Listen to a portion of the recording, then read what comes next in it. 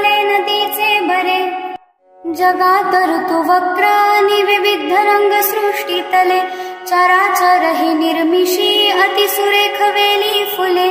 महेश बहुरूपता प्रणत रम्य हि भोवती जरी कळत नास्तिका पडत मूर्खते भांडती त्रिवेद शिव पंथ तो कपिल संख्याना योगवा रुचे पशुपती सजो विविध तो गमे वैष्णवा